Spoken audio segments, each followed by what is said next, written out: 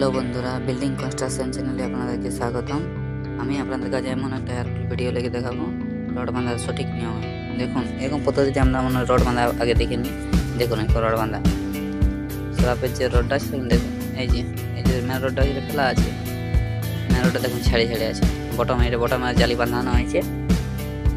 বিম থেকে যেটা বিমটা আছে, বিমটা থেকে তোমার এদিক থেকে তোমার 500 ছেড়ে, তো এই দিক থেকে তোমার 1 মিটার ছেড়ে। এটা তোমার নিজের মন থেকে করা নকশা যেটা আছে, এই নকশাকে প্রয়োগ করে করা হয়েছে। আপনারা যদি নকশা দেখতে চান আমার কমেন্টে জানাবেন, আমি আপনাদেরকে নকশা দেখিয়ে বুঝিয়ে দেবো। যে দেখুন এই তাহলে 500 ছেড়ে আছে, আবার এই দিক থেকে যখন যাবে তখন দিক থেকে তোমার 750 ছেড়ে রডটা বাঁধা আছে। এবার টপ জালি যখন পড়বে তখন ঠিক এই তাহলে 1 মিটার L/4 করা আছে। ওটা L/4 দেখুন, এটা গ্রাউন্ড ডাউন স্ল্যাব, যে তোমার যে লেট্রিনটা বাথরুমটা ডাউন স্ল্যাব। দেখুন এটা কীভাবে দেখুন প্যান করা আছে। এদিক থেকে আসছে, এখানে আছে ব্যান, এটা বিম এরকম বিম টাইপের এটা দাগটা করা আছে। এখানে আছে একটা বিমের রকম, এখানে একটা কাট পড়ে যাবে সাইড বার, ওখান থেকে ঠিক যাবে। আপনারা যেটাকে বুঝতে না পারে কমেন্টে জানাবেন। করবো ইনশাআল্লাহ। তো চলুন কথা না বাড়িয়ে আমরা মূল আলোচনা চলে যাই। প্রথমত আমি আপনাদেরকে বলবো মেইন বার এবং বাইন্ডার কাকে বলে। আপনি কি জানেন তাহলে মেইন বার কোনটি এবং বাইন্ডার হিসেবে কোন রডটি পড়বে? এই বিষয়ে জানতে হলে সম্পূর্ণ ভিডিওটি দেখুন। একটি ছাদের দৈর্ঘ্য এবং প্রস্থের উপর নির্ভর করে বাইন্ডার এবং মেইন রড। এই ছাদটি সম্পর্কে আমি আপনাদেরকে বলবো। এই ছাদটির দৈর্ঘ্য আছে 50 ফিট, প্রস্থ আছে এই ছাদটি 30 ফিট। সেক্ষেত্রে আমার মেইন রড হবে, যখন আমার যে লেন্থ যেটা বেশি সেটা হবে বাইন্ডার, আর স্প্যান যেটা কম সেটা হবে আমার মেইন বার। অর্থাৎ আমার শর্ট স্প্যানে হবে মেইন বার, লং স্প্যানে হবে বাইন্ডার।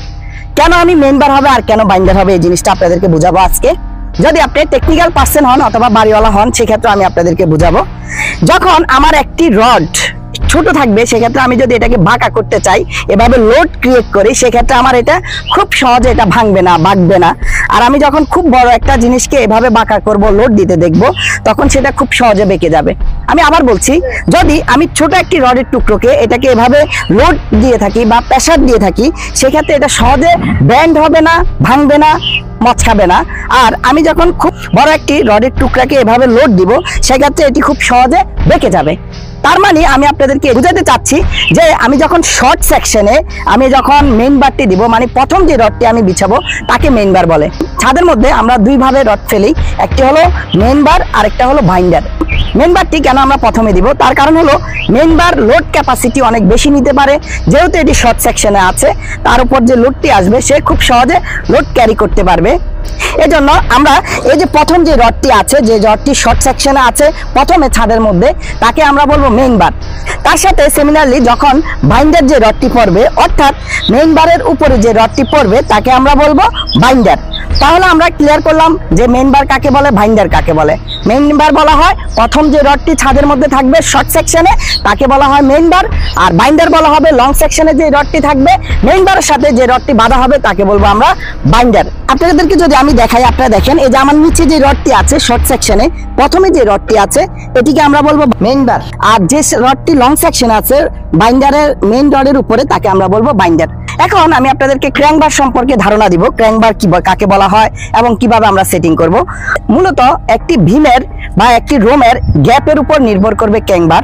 অর্থাৎ আমরা যখন এই রোমটি কি পরিমাণ দৈর্ঘ্য এবং প্রস্থ আছে তার উপরে ক্র্যাঙ্ক বার ডিপেন্ড করে। আমরা এটি ডিজাইন অনুযায়ী L/4 বা L/3 করে থাকি। অর্থাৎ আমার এখান থেকে এখানে যে গ্যাপটি আছে তাকে কখনো কখনো লোড অনুযায়ী L/4 অথবা L/3 হয়ে থাকে। ধরে নিই আমার এই গ্যাপটি আছে 15 ফিট, সেক্ষেত্রে যদি এটি L/3 হয়ে থাকে, তাহলে এখানে 5 ফিট পরে আমার এই ক্র্যাঙ্ক বারটি হবে। অর্থাৎ আমার যে বাইন্ডার রডটি আছে এটা আমার 5 ফিট পরে এসে এটা ক্র্যাঙ্ক করা হয়, ক্র্যাঙ্ক করে এখানে উপরে উঠে চলে যাবে। আবার যখন আমার L/4 হবে, তখন আমি এটাকে 15 ফিটকে 4 দিয়ে ভাগ করতে হবে। অর্থাৎ আমার 4 ফিট করে পড়বে। 4 ফিটের মাথায় আমাকে এই ক্র্যাঙ্ক বারটি ব্যবহার করতে হবে। এখানে দেখার আরেকটি বিষয় হলো, আমার যে মেইন রডটি আছে তা যখন আমার ক্র্যাঙ্ক বার হবে, তা আমার উপরের রডের উপর দিয়ে আসবে, টপে আসবে। অর্থাৎ বটমে যে রডটি আছে তা ক্র্যাঙ্ক বার উপরে এসে এটা টপ বার হয়ে যাবে। দেখে নেন আপনারা ভিডিওটির মধ্যে, এখান থেকে এসে এটাকে উপর দিয়ে চলে চলে আসছে। এখানে আছে রডটি বটমে, এখানে এসে এটা হয়ে গেছে টপে।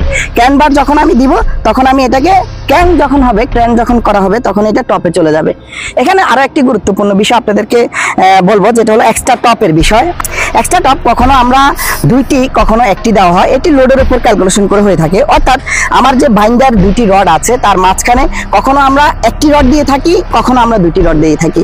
এই বিষয়টি মূলত ডিজাইনের উপর নির্ভর করে। আপনারা দেখে নিচ্ছেন এই ছাদের মধ্যে দুইটি এক্সট্রা টপ দেওয়া হয়েছে।